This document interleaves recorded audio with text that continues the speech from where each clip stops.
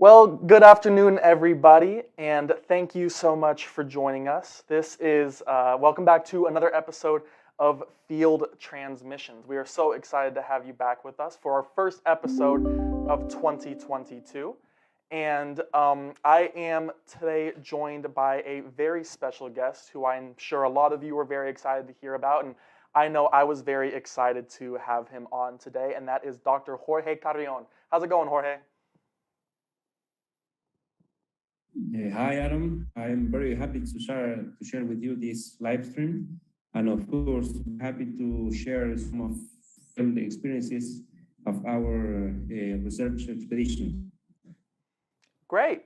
Well, to give you all at home a little bit of background on Jorge, he is our conservation manager here at Galápagos Conservancy. So he has his fingerprints on a lot of the different projects and programs that we have here in terms of the different wildlife and ecosystems that we work to conserve in Galapagos. As you've probably noticed, he is down in Galapagos currently, which, as you might remember from a few of our streams in the past, sometimes the internet does have a little bit more difficult time connecting. So if for whatever reason we do have some connections issue, we just ask that you're a little bit patient with us there. But yeah, as I mentioned, Dr. Carrión is our conservation manager here at Galápagos Conservancy. So he, along with our Washington Watchotapia, are involved in all sorts of land iguana and marine conservation and giant tortoise conservation and a little bit of everything that we do at GC. He came to us in May of 2021 after an 8-year stint with the Galapagos National Park Directorate, during which he actually spent 2 years as the National Park Director. So it's pretty cool to have him on our team. He definitely is able to bring a lot of expertise and talent to the position and helps us accomplish a lot of really, really incredible conservation goals. Now, as you can probably imagine, Dr. Carrión is an incredibly busy person, which means that we actually do not get to have him for as long of a field transmission as we have in the past. We were able to carve out just a little bit of his very busy time and find some time in his schedule for him to talk to us and talk to you at home today, but we're only looking at about 20, maybe 25 minutes of this stream. In addition to that, we actually don't have time for questions at the end, unfortunately, but if you do have any questions or comments, please feel free to put those in the comments in the chat below, and our wonderful moderator will be able to answer those for you.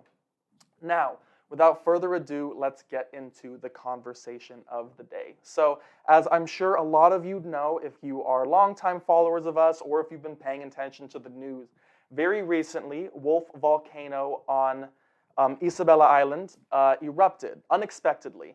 That was the morning of January 7th, late after midnight on the morning of Friday, January 7th. And although, volcanic activity in Galapagos is a reality that both the wildlife and our conservation staff deal with on a day-to-day basis, it's not as much a natural disaster as it is a reality of living in Galapagos. This one caught us a little bit off guard because we did, in fact, have an expedition team on the rim of Wolf Volcano at the time. Now, luckily for us, the site of the eruption was very far away from where our team was stationed, and they were removed from the rim of the volcano via helicopter launched from the yacht Octopus, which we were very grateful for, but the removal was purely precautionary and they were never in any immediate danger. But you don't want to hear about this story from me, you want to hear about it from the man who was there himself. So, Jorge, please tell us the story of that morning when Wolf Volcano unexpectedly erupted. Thanks again, Aaron, for the opportunity to share this incredible experience in work in Wolf Volcano. During the last 6 months, I have carried out 3 expeditions to Wolf Volcano together with many park rangers of the Galápagos National Park. The first was in August last year, to the first population census of pink iguana. And the second was in December also last year to complete a network of trap cameras. And the third and the last was this year at the beginning of the year, specifically to build facilities for a permanent camping on the top of the volcano. Each of these expeditions has had its particularities, but the last expedition, despite it was the shortest, something unexpected happened. Unlike the first two expeditions, in this case, we had the collaboration of a private helicopter that helped us to lift the heavy materials to the top of the volcano. And as I said before, the objective of this last expedition was specifically to build facilities for the implementation of a permanent camping zone in the Wolf Volcano, which allow us to improve our capacity to research regarding to pink iguanas, yellow iguanas, plant communities, giant tortoises, etc. So the January 6th, in the afternoon, we had already finished our work for the permanent camp in the top of the Wolf Volcano. So we were ready, waiting for the helicopter to take us toward the coast and the next day return to Santa Cruz. But I believe all things happen for a reason. All things happen for a reason. During the morning of this January 6th, we were working with a very clear sky. We were working under a strong sun.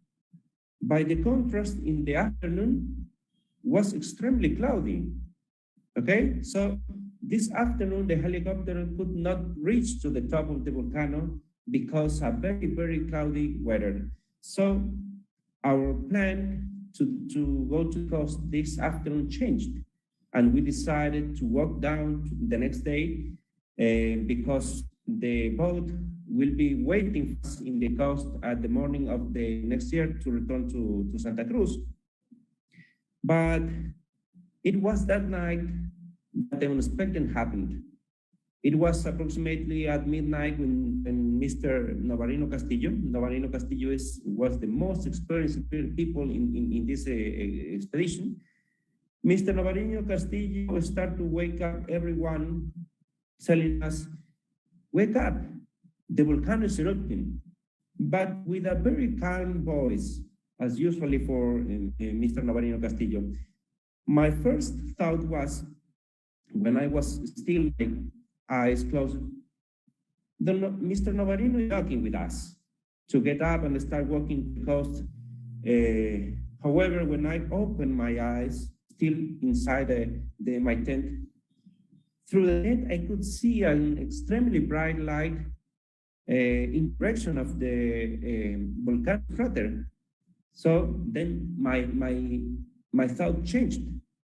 Don Novarino is not with us. Something happening in this moment. So I quickly opened my tent, and my first view was a very totally orange landscape towards the crater of the volcano. So I called some people that were sleeping still.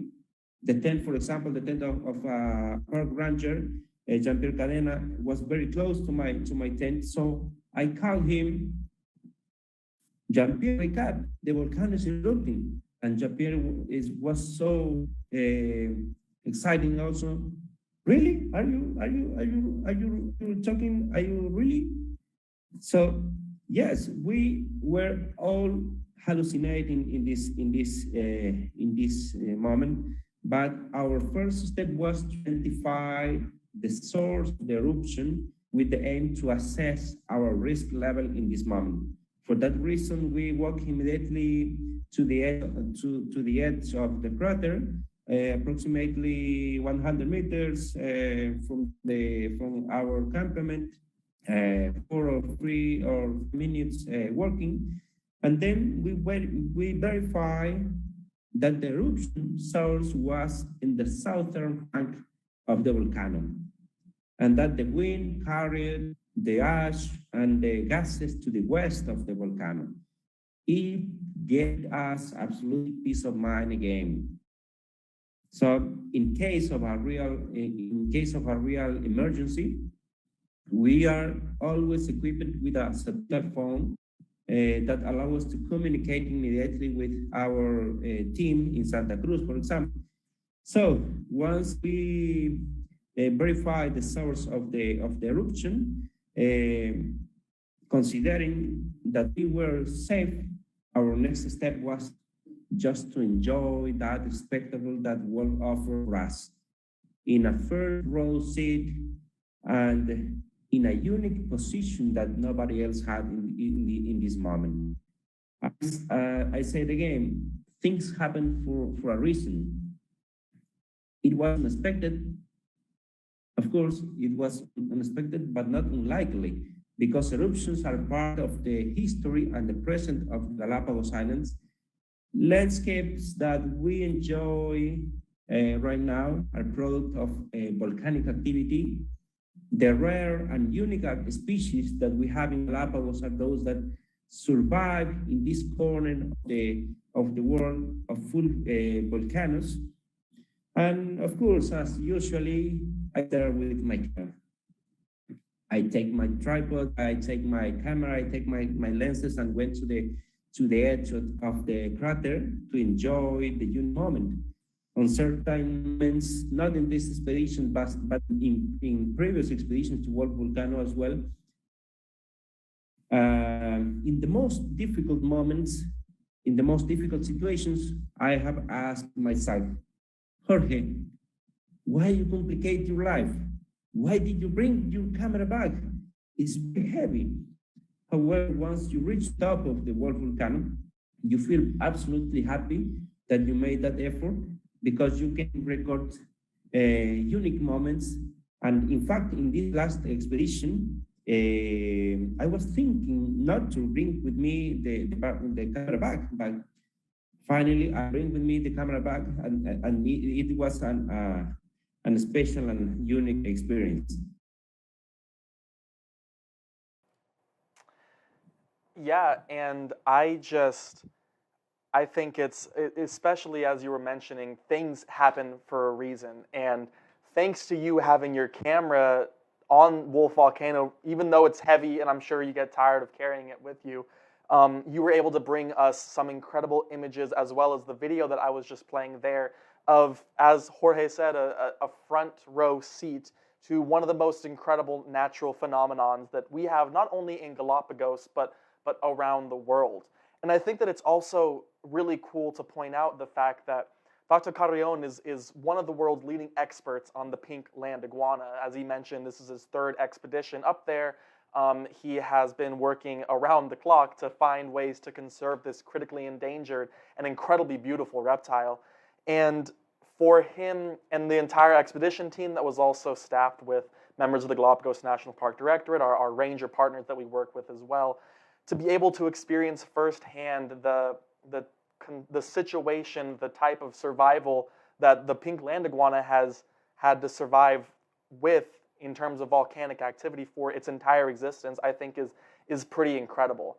And that moves very well into our next question, Dr. Carrión, which is, how are the Pink Land Iguanas? Were they affected by the volcanic eruption? Our camping zone in the Wolf Volcano is very, very close to the habitat of pink iguanas in those volcanoes.